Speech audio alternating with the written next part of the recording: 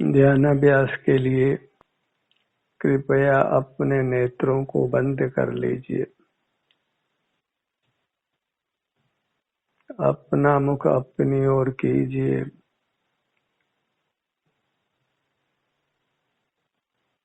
ध्यान का मार्ग स्वपर का विवेक करने रूप है। वही मोक्ष का मार्ग है। अपनी वस्तु का ग्रहण करना और पर वस्तुओं का ग्रहण नहीं करना, और ये न्याय संगत है। पर वस्तुओं को भोगना लोक विरुद्ध है। अपनी वस्तु ही भोग्य होती है। अपनी वस्तु को ही हम निराकुलता से भोग सकते हैं।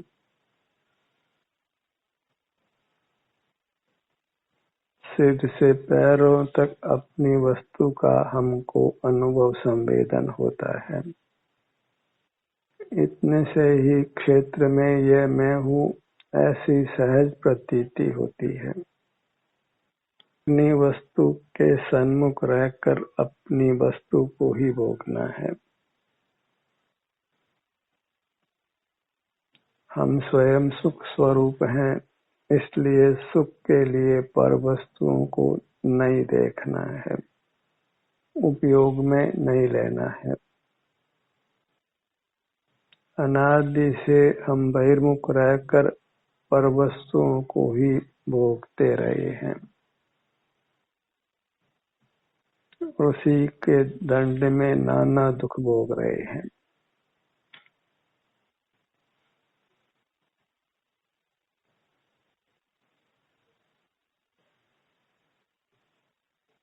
अपनी वस्तु को भोगने में वेदना का अनुभव भी कदाचित होता है।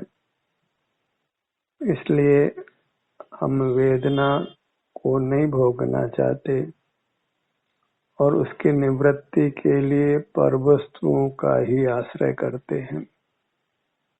पर वस्तुओं का आश्रय करने से ही वेदना हुई है, और उस वेदना की निवृत्ति के लिए भी पर वस्तुओं का ही आश्रय करते हैं। इस प्रकार अनादि से यह दुष्चक्र चल रहा है। शरीर में वेदना है तो उसको भोग लेना है, उसकी निवृत्ति के लिए पर वस्तुओं का उपयोग करते हैं, तो फिर वेदना का सिलसिला कभी समाप्त नहीं हो सकता है। पर वस्तुओं का ग्रहण करना, उपयोग में लेना, उनको देखना जानना सब आपराधिक है, और उसी के दंड में हम मूर्त से बंधते हैं और शरीर में वेदना का अनुभव होता है। बहिर्मुख रहने पर आकुलता का अनुभव होता है। कदाचित हम स्वस्थ हों तो कुछ पदार्थ सुखद अनुभव में आते हैं, पर अस्वस्थ हों तो वे कुछ पदार्थ भी फिर हमें दुख रूप अनुभव में आने लगते हैं। स्वास्थ्य का ही हम भोग करते हैं और ये मान लेते हैं कि बाह्य पदार्थ सुखद हैं, और वे यदि सुखद हों तो अस्वस्थ होने की स्थिति में भी हमें सुखद अनुभव में आने चाहिए, पर ऐसा नहीं होता है। कोई मूर्त पदार्थ वास्तव में सुखद नहीं है। प्रथम तो वे अपने नहीं हैं, और द्वितीय वे सुखद भी नहीं हैं। तो सारे ही मूर्त पदार्थों को देखना जानना बंद करना है। किसी प्रकार उनको उपयोग में नहीं लेना है, और अभ्यास करना है कि अपने शरीर में कोई वेदना हो तो उसको हम शांति से सहन कर लें।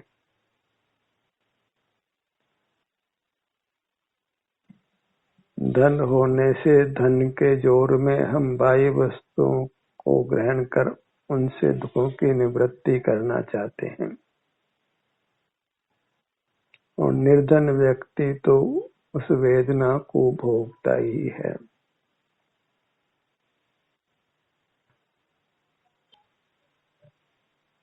और भोग कर उस वेदना से निवृत्त हो जाता है। और धनवान तो धन के बल से पराश्रय को कभी छोड़ता ही नहीं है। उसके संसार का अंत आना संभव ही नहीं है।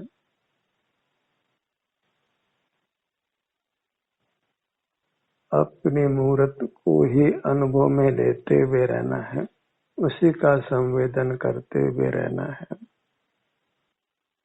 वहाँ फिर लोक व्यवहार कुछ भी नहीं है, न कुछ बोलना है न कुछ सुनना है। सारे जगत से ही हम विमुख रहते हैं, क्योंकि जगत के सन्मुख रहना ही जगत के पदार्थों को भोगना है।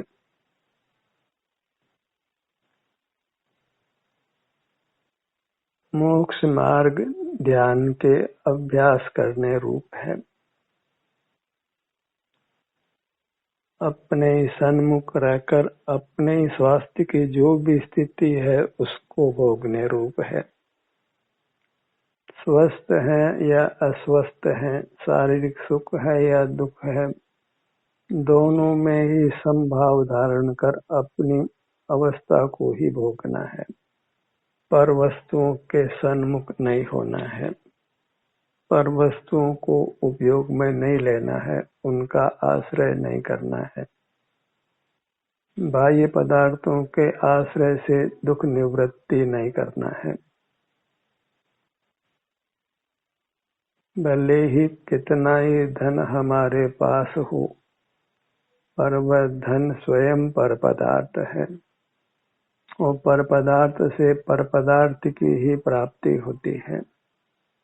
स्वयं की प्राप्ति में धन का कुछ भी योगदान नहीं है। स्वयं को पाने के लिए किसी की सहाय की आवश्यकता भी नहीं है, पर की सहायता को नकारना है।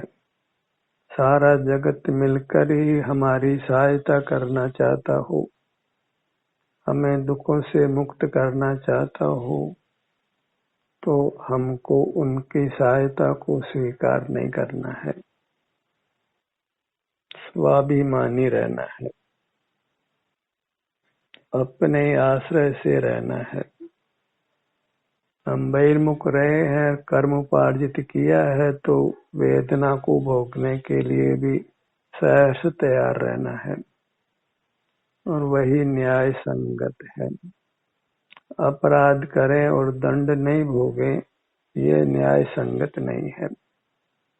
वेदना हुई है तो अपने अपराध के फल में हुई है, तो सहर्ष उसको भोगना है। दंड के साथ छेड़छाड़ करना भी पुनः अपराध करना है। वेदना की निवृत्ति के लिए बाह्य साधनों को उपयोग में लेना वह पुनः अपराध करना है। तो फिर दुखों का सिलसिला कभी समाप्त नहीं हो सकता है।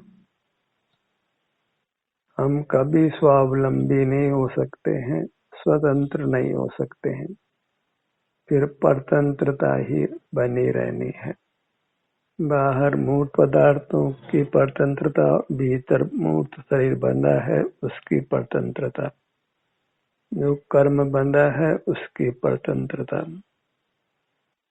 इस सब परतंत्रता से मुक्त होने के लिए अपने स्वास्थ्य की स्थिति जो भी है, स्वस्थ है या अस्वस्थ है, उसको हमने सहर्ष भोगना है। यही परिचय जय है। तो मोक्ष मार्ग में इंद्रिय ज्ञान का निरोध करना है। भीतर शरीर में वेदना है तो उसको कर्म का परिचय जानकर शांति से भोग लेना है। अपने अपराध का फल है ऐसा जानकर उसको हमने सहर्ष भोग कर उस अपराध से मुक्त हो जाना है।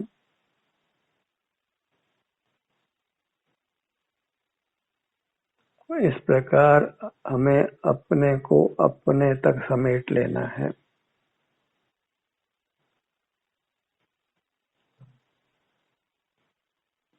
जगत के साथ कुछ भी व्यवहार नहीं करना है, क्योंकि सकल व्यवहार पराश्रय रूप है। मूर्त इंद्रियों का भी आश्रय है और इंद्रियों के विषयों का भी आश्रय है। डबल पराश्रय है।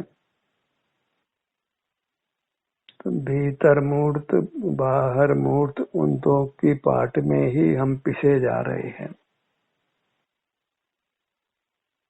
और उन पाटों से बचने का एक ही उपाय है कि हम अपनी वस्तु को ही भोगें। जो सिर से पैरों तक अपनी वस्तु है, अपना स्वरूप है, अपना अमूर्त शरीर है, उसके स्वास्थ्य की स्थिति को, उसमें आराम वेदना की जो भी स्थिति है, उसको ही हमने भोगना है। जीव सुख स्वभावी होने से भोगता है, प्रति समय सुख या दुख को भोगता है, क्योंकि जीव अपने स्वभाव रूप से निरंतर परिणमन करता है। सुख गुण कूटस्थ नहीं है, परिणमनशील है, प्रति समय उसका कोई परिणाम होता है। तो अपने सन्मुख होकर जो भी अपने सुख गुण की पर्याय होती है, उसको ही हमने भोगना है। इतना सा ही मोक्ष मार्ग का विधान है। अत्यंत सिमट कर रहने रूप है, क्योंकि अपने से किंचित भी दूर सुख नहीं है, क्योंकि सुख अपने में है, अपने बाहर नहीं है। अपने ही परिणमन से हमको सुख होता है और अपने सन्मुख रहते हैं तो अपना परिणमन सुखद होता है। रागादिक दोषों की उत्पत्ति नहीं होने से हम निराकुलता का अनुभव करते हैं। क्योंकि अनादि से बहिर्मुख रहे हैं, मूर्त पदार्थों का ही आश्रय किया है, तो जब जब तकलीफ होती है तो हम उन्हीं मूर्त पदार्थों का स्मरण करते हैं जिनको हमने पूर्व में भोगा है। और जगत सारा ही दुख निवृत्ति का उपाय मूर्त पदार्थों का सेवन करना मानता है।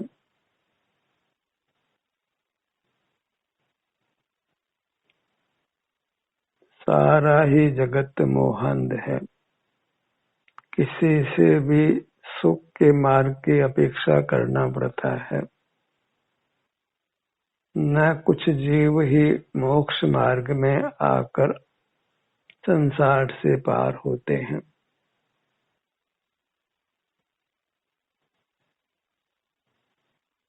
इसलिए बाहर में किसी सहयोग की अपेक्षा करना वृथा है और सहयोग की भावना अच्छी नहीं है, क्योंकि वह पराश्रय रूप है।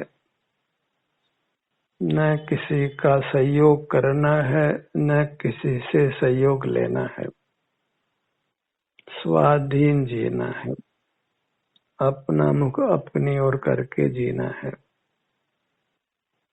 जगत का परिचय नहीं करना है। जगत के परिचय का विस्तार अनंत है, तो संसार अनंत है। संसार को शांत करने के लिए जगत से विमुख होकर अपने सन्मुख रहना है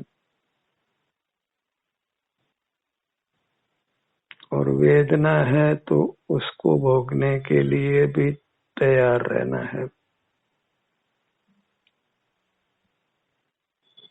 इसीलिए इसको पुरुषार्थ संज्ञा है, क्योंकि ये मार्ग यत्न रूप है।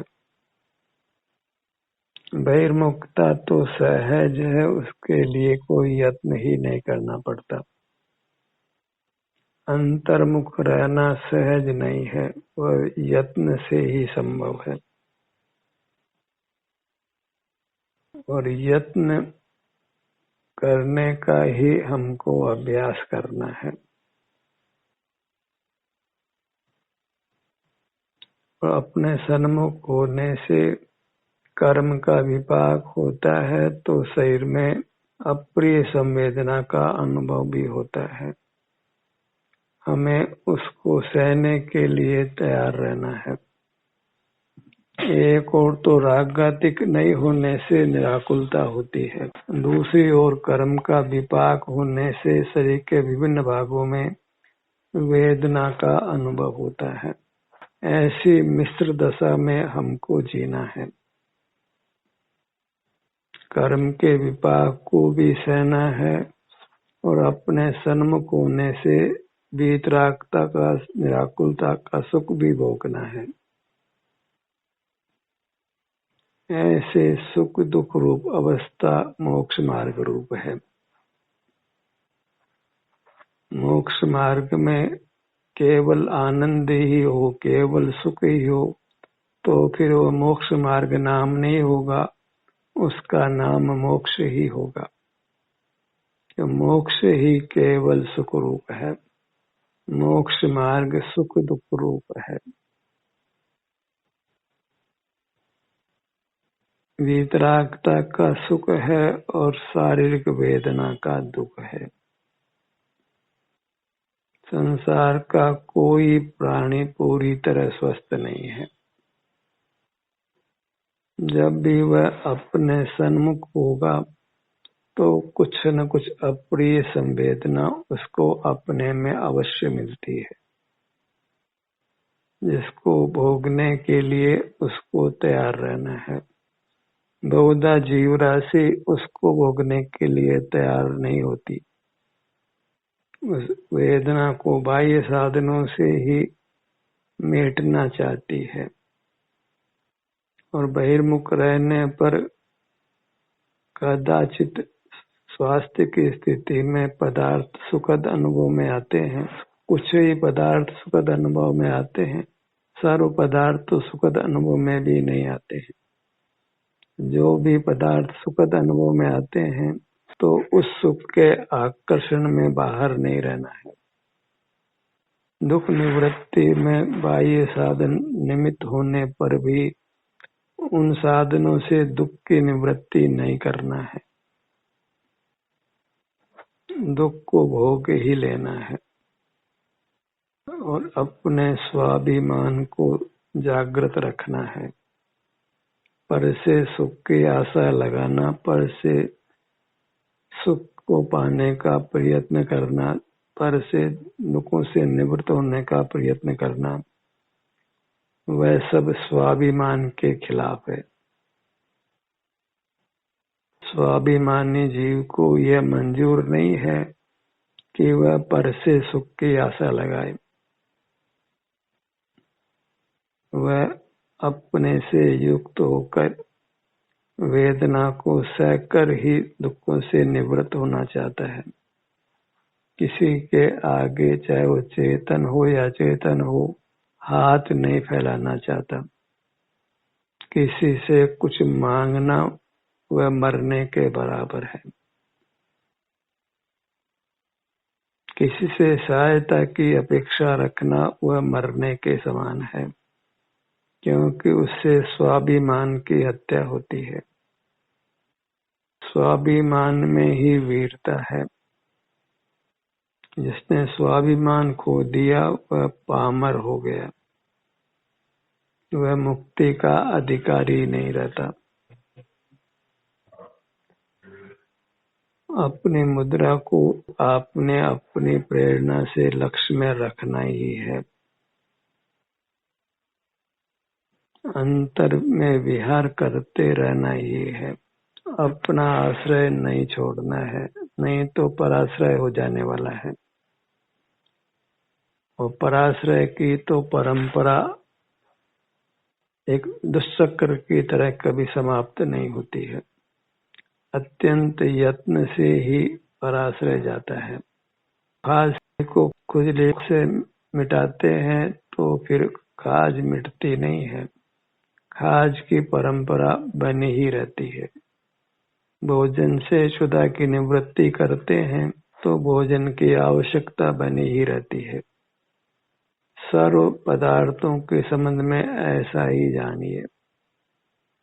किसी भी दुख की निवृत्ति के लिए आप बाह्य साधन को उपयोग में लेते हैं तो समझ लीजिए कि दुख तत्काल तो मिटा है, बाकी वह परमानेंट हो गया है।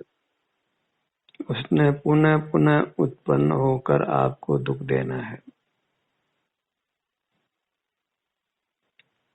सब बाह्य पदार्थों का ग्रहण करना व्यसन रूप है और व्यसन ही महापाप है।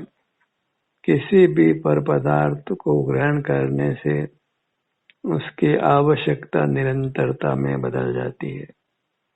वह पराश्रय परमानेंट हो जाता है। संसार ही अनंत हो जाता है।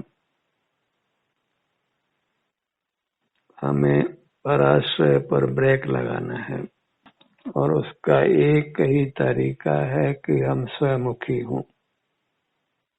अपनी मुद्रा को पहचान कर अपनी मुद्रा के सन्मुख रहें।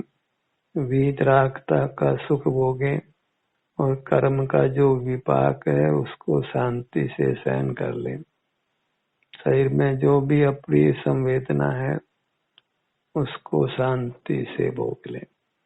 इसी में जिनको तीव्र कषाय होती है वे ही पल पल में पर वस्तुओं का सेवन करते हैं।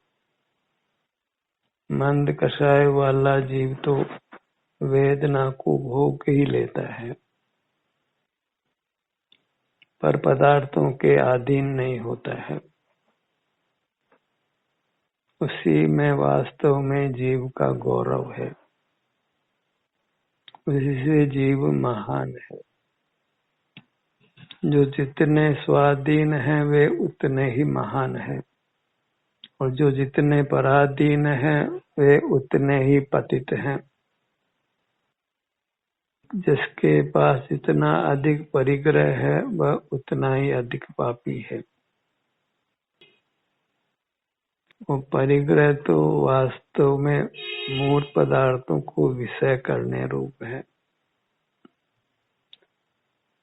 जो जितना बाह्य पदार्थों को विषय करता है वह उतना अधिक पापी है और जो अंतर में ही विहार करता है, अपने ध्यान को अपने सिर से पैरों तक यही विचरण कराता है, वही जीव निष्पाप है,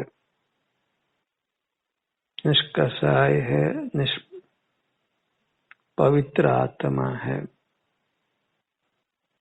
वही जीव परमात्मा रूप है, परमात्मा होने का अधिकारी है। अपनी मूर्त उसका हर भाग हमको अनुभूत है। हम उसका अनुभव नहीं करते, यह एक अलग बात है, पर अनुभूत तो है ही, क्योंकि सर्वथा अपरिचित वस्तु का कभी अनुभव नहीं होता है। यदि हमें अपनी वस्तु का अनुभव नहीं होता हो तो कभी भी मोक्ष होना संभव नहीं था। हमें अपनी वस्तु अनुभव में आई है। सर्व अंग उपांग हमको वेदन में आते हैं, अनुभव में आते हैं। इसीलिए जिन अंग उपांगों का हम संचालन कर सकते हैं उनका हम संचालन बंद नेत्रों से ही कर लेते हैं। उसके लिए नेत्रों को खुला रखने की आवश्यकता नहीं होती है। हम अपने अमूर्त अंग उपांगों का संवेदन तो करते ही हैं, उनका हलन चलन भी यथासंभव कर लेते हैं। तो जो मूर्त हमारे अनुभव में आई हुई है उसी का अनुभव करना है। सिर से पैरों तक इतना विस्तार हमको अनुभव में आया हुआ है, उसी का अनुभव करते रहना है। और मूर्त पदार्थों को तो हमने निरंतर सा ही भोगा है और कुछ भी उत्तम फल मिला नहीं है, इसलिए उस रास्ते को छोड़ देना है और वह रास्ता यत्न से ही छूटता है।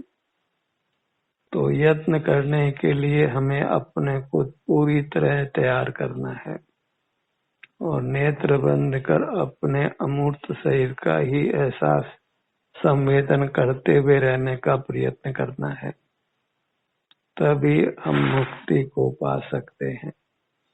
ध्यान का सत्र यहीं समाप्त होता है।